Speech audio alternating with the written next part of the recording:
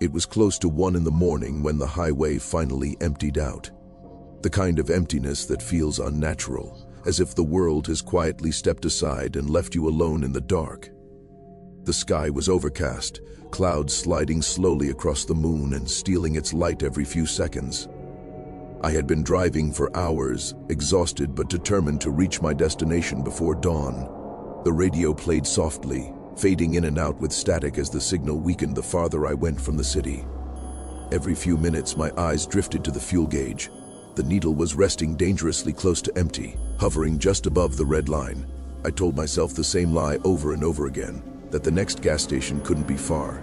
The road stretched endlessly ahead, a narrow ribbon of asphalt cutting through dense forest on both sides. My headlights carved tunnels through the darkness, illuminating twisted trees and long crawling shadows that seemed to move even when the car stood still.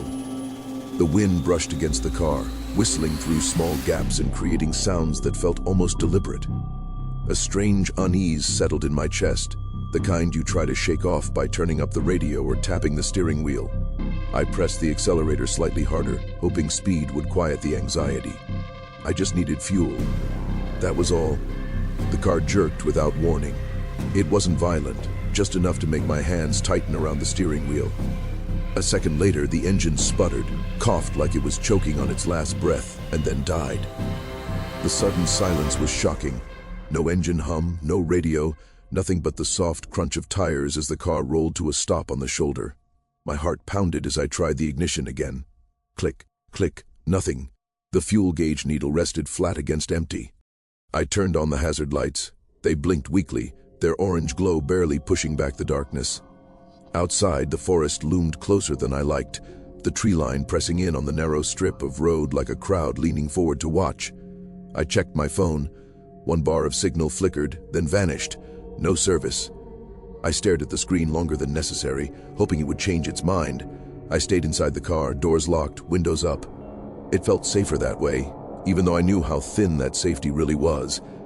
The night air carried unfamiliar sounds, leaves rustling where there was no wind, distant cracks that echoed too sharply to be natural. I told myself it was wildlife, deer, foxes, anything but what my imagination suggested.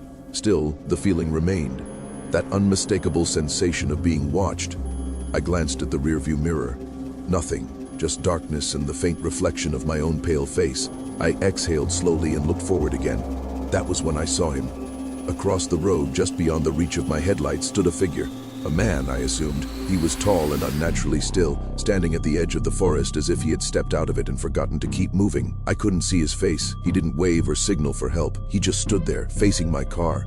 I sat frozen, watching him. Seconds stretched into something heavier. My rational mind tried to make sense of it.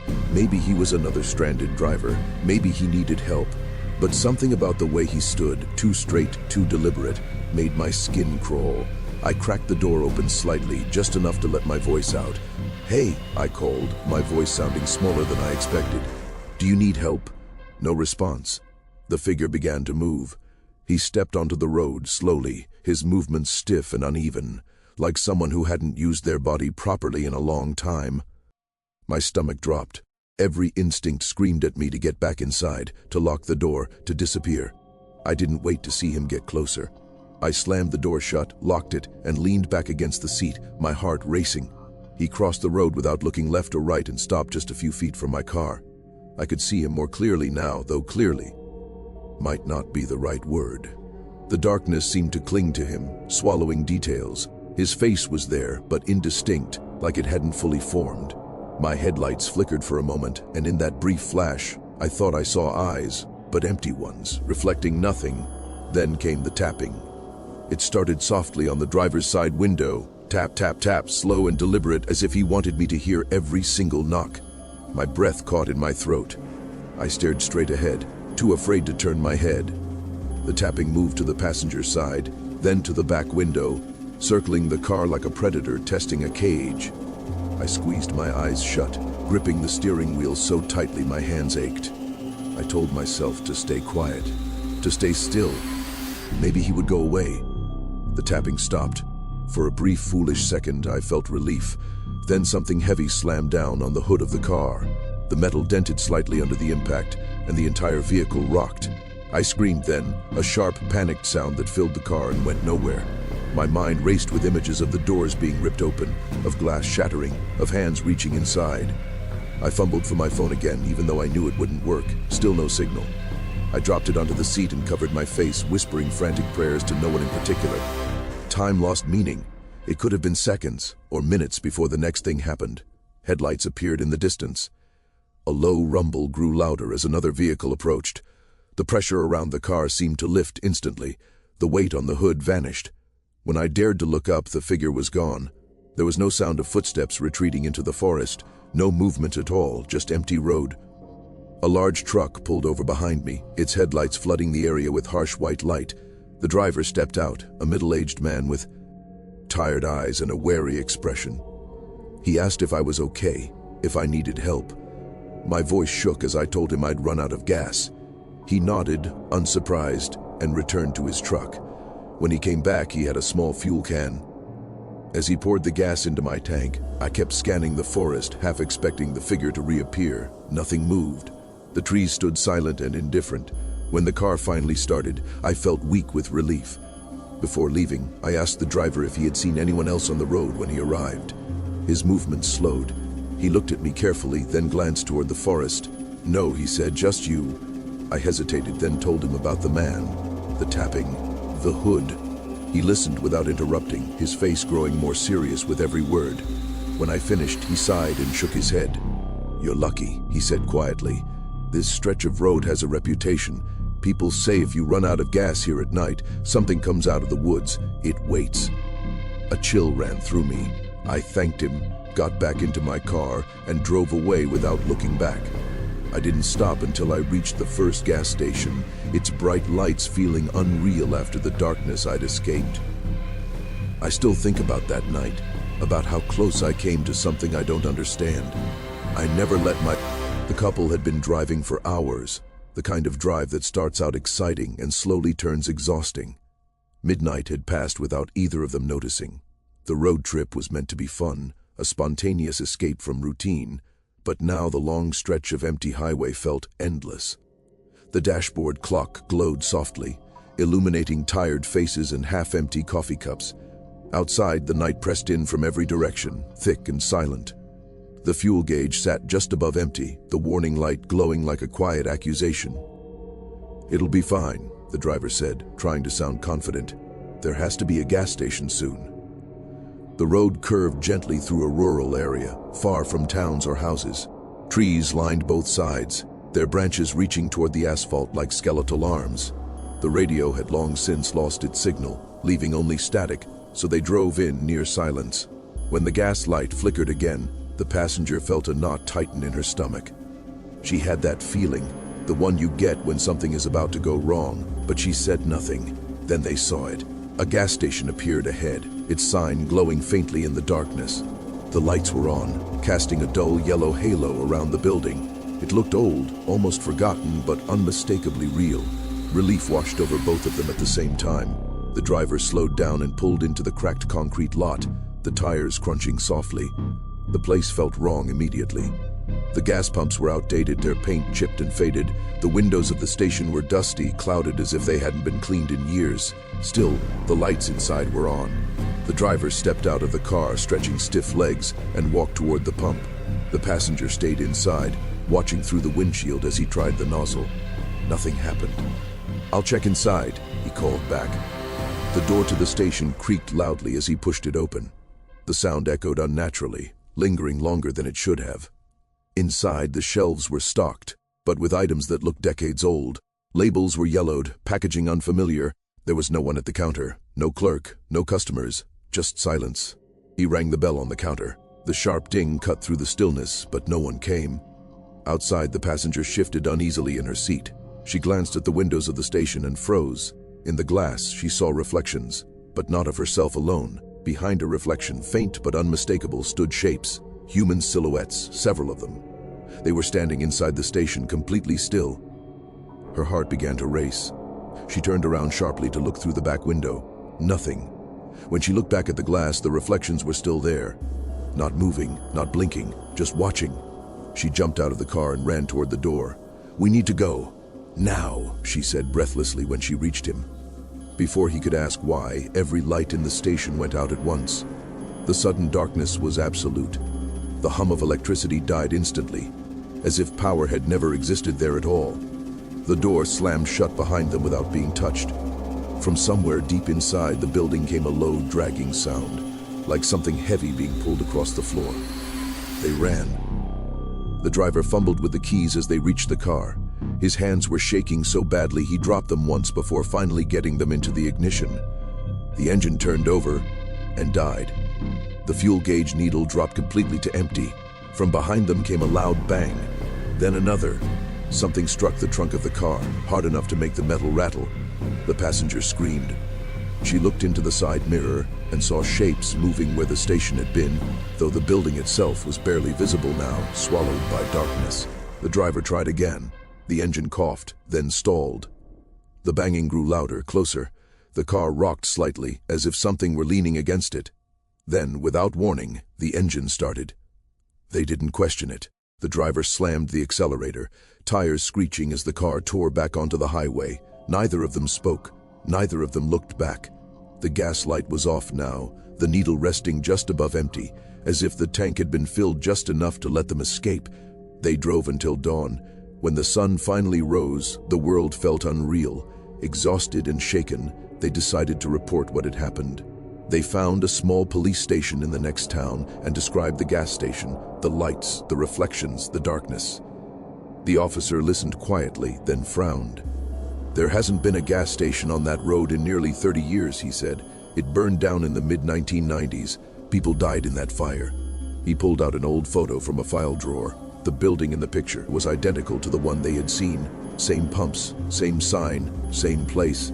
They never drove that road again, and to this day they still don't talk about how the car managed to start, or what might have happened if it hadn't. The delivery route had been added to his schedule at the last minute, a narrow shortcut that promised to shave nearly an hour off the drive. He hesitated when he first saw it on the map. The road cut straight through a stretch of forest that looked too dense, too empty. But the clock on the dashboard reminded him he was already running late. He convinced himself it was just another rural road, no different from the hundreds he had driven before. With a quiet sigh, he turned off the main highway and followed the dark, winding path into the trees. Almost immediately, the atmosphere changed. The air felt heavier, as if the forest itself was pressing inward. His headlights barely seemed to penetrate the darkness ahead, illuminating only a short, trembling stretch of road before being swallowed completely. Tall trees stood shoulder to shoulder on both sides, their branches locking together overhead and blocking out what little moonlight there was. The radio crackled once and then went dead. He didn't bother trying to fix it. Silence felt safer than static out there. He checked the fuel gauge and frowned. The needle was lower than he remembered, resting just above empty. He calculated quickly, telling himself he had enough to make it through the forest. Turning back would waste time, and the nearest gas station was supposed to be on the other side. He kept driving, gripping the steering wheel tighter with every mile. The road grew narrower and more uneven, the tires humming loudly against the cracked asphalt. The forest seemed endless, repeating itself in a way that made distance meaningless. That was when the engine sputtered. His stomach dropped. The car lurched once, twice, and then rolled silently forward before coming to a stop. The dashboard lights flickered and dimmed. The fuel gauge needle sank fully to empty. "No," he whispered. He tried the ignition. Nothing. Just a hollow clicking sound that echoed far too loudly in the silence. He turned on the hazard lights, though their blinking felt pointless. There was no traffic, no houses, no signs of life at all. When he stepped out of the car, the air felt cold and damp against his skin. The forest breathed around him, alive with soft, indistinct sounds. He reached for his phone. No signal. At first, he stayed close to the car, pacing slowly, trying to calm his thoughts. He told himself someone would eventually come along. Then he heard it, a faint sound behind him, like leaves crunching under careful footsteps. He froze and listened. The sound stopped. After a few seconds, he laughed nervously at himself. Probably an animal, he thought. The sound returned, closer this time. He turned toward the trees, shining his phone's flashlight into the darkness. The beam trembled as it cut through trunks and tangled branches. At the edge of the light, something shifted. Not an animal. Too tall, too upright. The shape moved just enough for him to notice, then went completely still. "Hello?" he called out. No answer. His heart hammered as he backed toward the car. The shape stepped forward, emerging slightly from the trees. It was thin, unnaturally so, its limbs long and angled in ways that didn't seem right. Its head tilted slowly to one side, as if studying him. He couldn't see its face clearly, but he felt its attention like pressure against his skin. He reached the car and locked the doors, diving into the driver's seat. His hands shook as he tried the ignition again. Nothing. Outside, the thing began to move. It circled the car slowly, footsteps barely audible but constant. He tracked it through the mirrors, his chest tight. Each time he thought he had lost sight of it, it appeared again, closer. Then it stopped near the rear passenger window. He felt a sudden, overwhelming sense that it was looking directly at him. A loud bang exploded against the side of the car. He screamed, flinching back as the vehicle rocked. Another impact followed, then the sound of something dragging along the metal. His mind raced, trapped between terror and disbelief. This couldn't be happening. It couldn't be real. He squeezed his eyes shut and pressed his forehead against the steering wheel, whispering for help to anyone who might hear. The sounds continued, slow and deliberate, like the thing outside was testing the car, learning it. Then, just as suddenly as it had begun, everything stopped. Silence returned, thick and suffocating. He dared to look up. In the rearview mirror, he saw movement, something leaning close to the back window. A pale shape filled the glass. For a brief, horrifying second, he saw its face clearly. The eyes were wide and empty, reflecting nothing. The mouth stretched too far, fixed in something that might have been a smile. The horn blared without warning. He hadn't touched it. The sound shattered the silence, echoing violently through the forest. The thing recoiled, jerking back as if struck. It let out a sound he would never forget, a low, broken noise that didn't belong to any living animal. Then it vanished into the trees. Moments later, headlights appeared through the darkness. A forest patrol vehicle rolled to a stop behind him. Two officers stepped out, weapons already drawn. They asked if he was hurt, if he was alone. His voice shook as he told them everything, stumbling over words, barely able to explain what he had seen. They exchanged a glance that unsettled him more than anything else. One of them poured fuel into his tank while the other kept watch on the trees. When the car finally started, relief nearly made him collapse. Before he left, he asked what that thing was. The older officer hesitated, then spoke quietly. "People run out of gas here more often than they should," he said. "Some don't get the chance to call for help." The driver didn't ask any more questions. He drove out of the forest without stopping, the rising sun doing little to ease the fear that clung to him. Even now, he avoids shortcuts and never lets his fuel tank run low. Because he knows some roads don't just take you somewhere. They wait for you to be vulnerable enough to stop.